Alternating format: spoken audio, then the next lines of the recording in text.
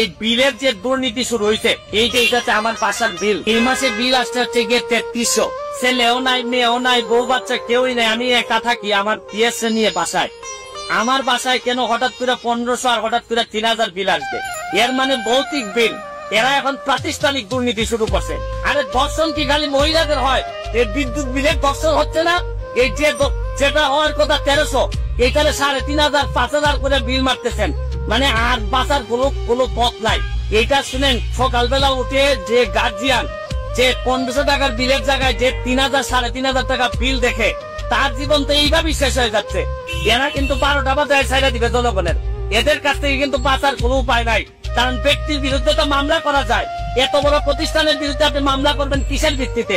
আমি বলবো যে এখনো সময় আছে, এটা চেক করেন। আবার কত বড় দেখেন, শেখ হাসিনার উদ্যোগ, ঘরে ঘরে বিদ্যুৎ, শেখ হাসিনার নাম ব্যবহার করে এরা এই বাটপালি শুরু করছে। দর্শক, এবার অতিরিক্ত বিদ্যুৎ বিল নিয়ে মুখ খুললেন ব্যারিস্টার সুমন ভাই। সত্যিই যেখানে অন্যায় সেখানেই ব্যারিস্টার সুমন আজ তো বিদ্যুৎ প্রতিমন্ত্রীর প্রতি আহ্বান জানিয়ে বলেছেন ভৌতিক বিদ্যুৎ বিল বন্ধে কার্যকর ব্যবস্থা গ্রহণ করার জন্য।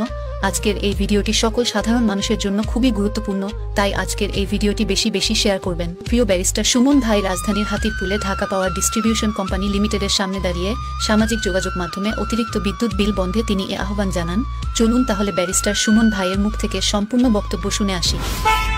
শুরু করিতেছি মহান সৃষ্টিকর্তার নামে, যিনি পরম করুণাময় এবং অত্যন্ত দয়ালু। আমি এখন Dhaka power distribution company limited ডিটিডিটি industry দিয়ে Dhaka power distribution company limited এর বাহির প্রকৌশলীর কার্যালয় হাতিরপুর, এখানে দাঁড়াই আপনাদের সামনে দুইটা কথা বলতে চাই। এইটাতে আমার বাসার বিল, এই বিল দেখাইতে আসছিলাম যে কেন আমার বিরুদ্ধে এইরকম নির্যাতন চলতেছে। আমার এটা হচ্ছে গিয়ে সেপ্টেম্বর মাসের বিল। আমার এক একটা বিল এই মাসে বিল আসতে হচ্ছে গিয়ে 3300, এর আগের মাসে আসছে 1300, এর আগের মাসে আসছে 270। এর মানে হচ্ছে গিয়ে নিশ্চয়ই কোন একটা ঝামেলা হয়েছে, নাইলে আমার ছেলেও নাই, মেয়েও নাই, বউ বাচ্চা কেউই নাই, আমি একা থাকি আমার পিএসএ নিয়ে বাসায়। আমার বাসায় কেন হঠাৎ করে 1500 আর হঠাৎ করে 3000 বিল আসবে? কারণ বাংলাদেশের, এটা শুধু আমার কথা না, এটা সারা বাংলাদেশের বিভিন্ন জায়গায় যেভাবে এই বিলের যে দুর্নীতি শুরু হয়েছে, আমি দুর্নীতি বলতে বাধ্য হচ্ছে, এখনো আমি ভিতরে যাই নাই।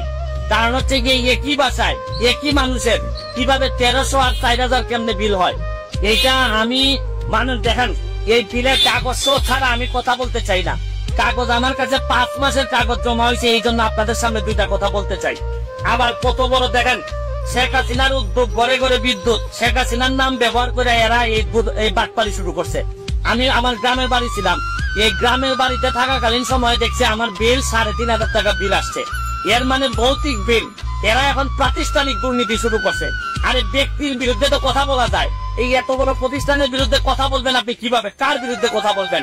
মাননীয় মন্ত্রীর দৃষ্টি আকর্ষণ করে বলছি, দেখেন আপনারা এই যে মানুষের যে দীর্ঘ নিঃশ্বাস, এই নেত্রীর নাম ব্যবহার করে উপরে নেত্রীর নাম দিয়ে এই যে আপনারা ভৌতিক বিল দেওয়া শুরু করছেন, এইটা শুনেন, সকালবেলা উঠে যে গার্জিয়ান যে 1500 টাকার বিলের জায়গায় যে 3000 3500 টাকা বিল দেখে, তার জীবন তো এইভাবেই শেষ হয়ে যাচ্ছে। আরে দর্শন কি খালি মহিলাদের হয়?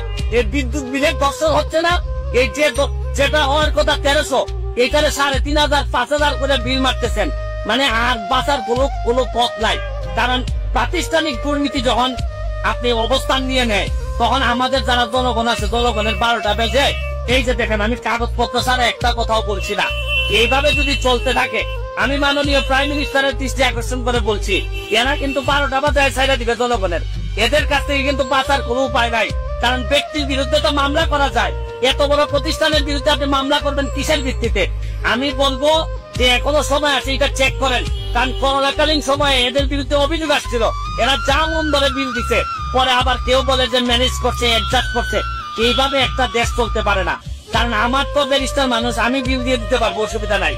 কিন্তু যারা নিরীহ নির্যাতিত, যারা এই অফিসে চাকরি করে, এরা তো বিল দিতে কষ্ট হবে। হয়তো এরা অফিসে চাকরি করে বলে পক্ষে বলতে চায়, কিন্তু আমি শুধু বলতে চাই এইটার ব্যবস্থা গ্রহণ করেন, নাইলে মানুষের দীর্ঘ নিঃশ্বাসে কোনদিন সোনার বাংলা, বঙ্গবন্ধু সোনার বাংলা হবে না।